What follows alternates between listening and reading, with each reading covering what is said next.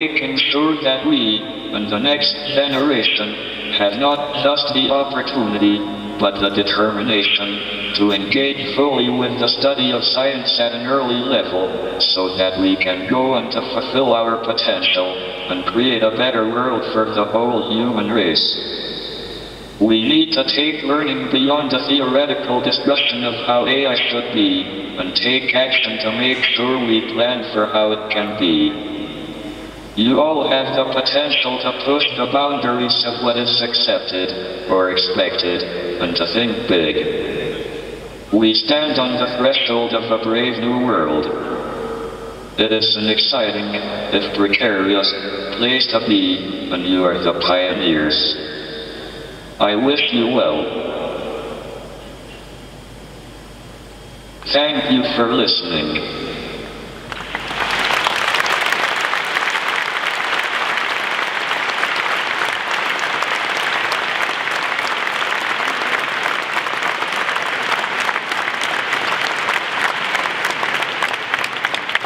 What a powerful reminder by one of the greatest minds on our planet about the promise of technology and its potential perils.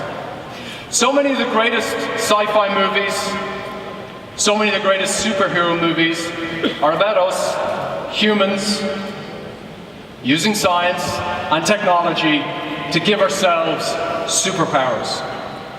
Think of Wolverine, think of Iron Man, think of Captain America, think of the Incredible Hulk. Those stories are about playing God with what it is to be human.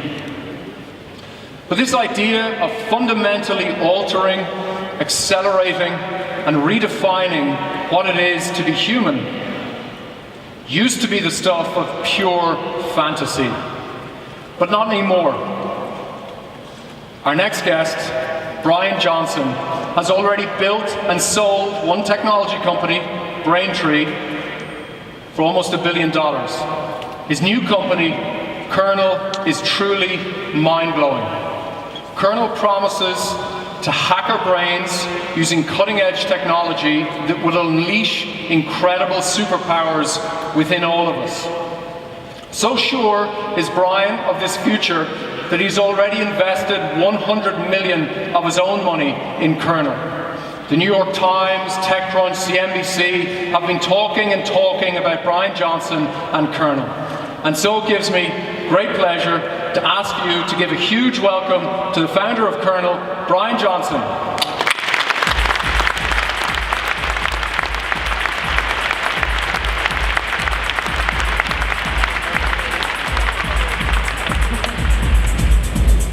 Hi everybody. What a privilege it is to be here tonight, especially being before Stephen Hawking. Patty, thank you for that kind introduction.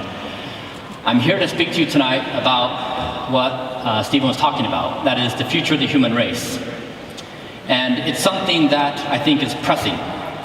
In fact, I invested the $100 million in Kernel because I believe that we are about to enter into the most consequential revolution in the history of the human race, and specifically that we are going to build the tools to read and write our neural code so that we can take control of our cognitive evolution. So before I get into this, I want to tell you a little bit how this got started. It actually was 20 years ago when I was in Ecuador working as a Mormon missionary, living among extreme poverty for 2 years. I returned back to the States and I had this overwhelming desire to try to improve the lives of others. I looked around at the options I had and I couldn't really find anything I thought was a fit. So I thought, you know what? I'll become an entrepreneur. I'll make a whole bunch of money by the age of 30. Then with all this money and freedom of time, I'll go do something useful. In my naive 21-year-old mind, and lucky me, it happened. I sold my company Braintree to PayPal in 2013. With a fresh perspective, I got to ask this question. Now I'm in this privileged position. I have the money. I don't need the permission of anybody to do what I want to do. What do I do? And the question was, how do I create the most value for the human race? So I surveyed the world. Before I get into it, let me get a feel of all of you here. When you look at the future, and you think about all the problems we have, but all of the wonderful things we have going on, how many of you think, you know what? We've got this. Like, we can solve this. Show of hands. Okay?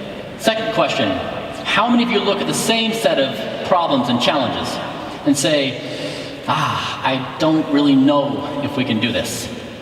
Show of hands. Okay, I'm with this latter group. I think the data does show that the world is getting better. We've never had less violence, the standard of living has never been higher. We're generally trending in the right direction. But I think the future is complex for a number of reasons. One is I think the pace of change is accelerating. That creates stressors on our society. Things we have to deal with you otherwise didn't have. When things move really fast, it puts us in a difficult spot. And number two, emergent complexity. It's becoming increasingly hard to manage our society. So the only image that comes to my mind is I think the future is kind of like a Category 5 hurricane that's going to bear down on us with so much force. And I have images of having it leave us without power and water and be able to cooperate. The single greatest thing we can do as a species is to work on our adaptability, our ability to evolve with this change. Now, when I went through these problems, I assessed the world and I formed my conclusions, but I thought, you know what? Maybe I'm off. Maybe I really don't understand the reality. So I thought, I'll do the most reasonable thing anyone would do.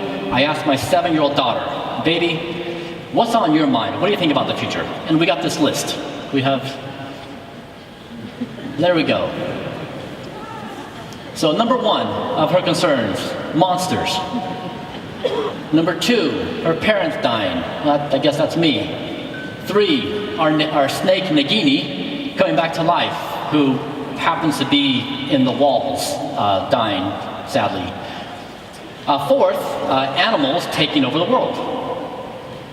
Now, why does she think this is the case? Because monsters want to kill us, kill her, and take over the world because they want to be rich, to have a slide in their backyards, have bumpy cars, and then force people to play with them.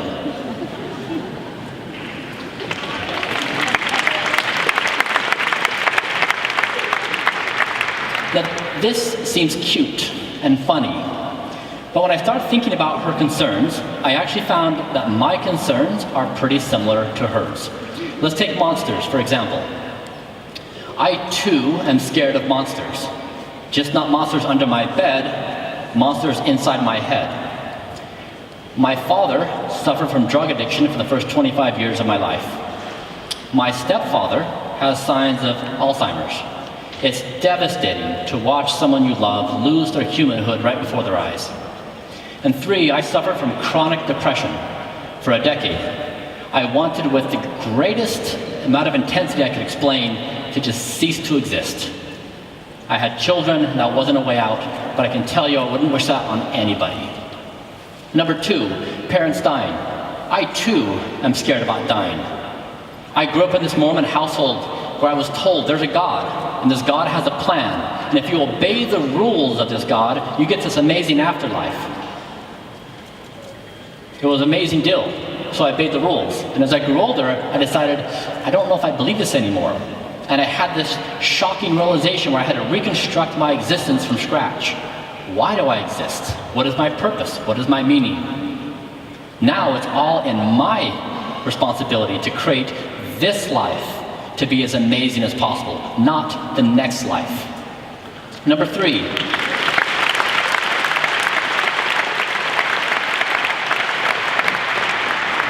Number 3, Nagini coming back to life.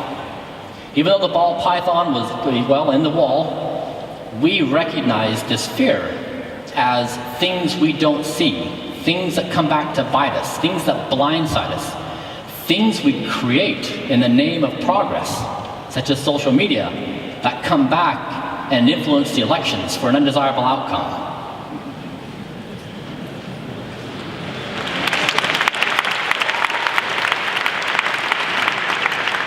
And 4, animals taking over the world.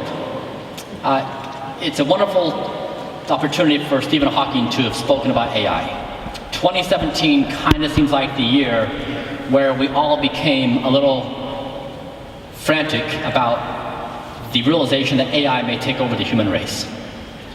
And I don't think those concerns should be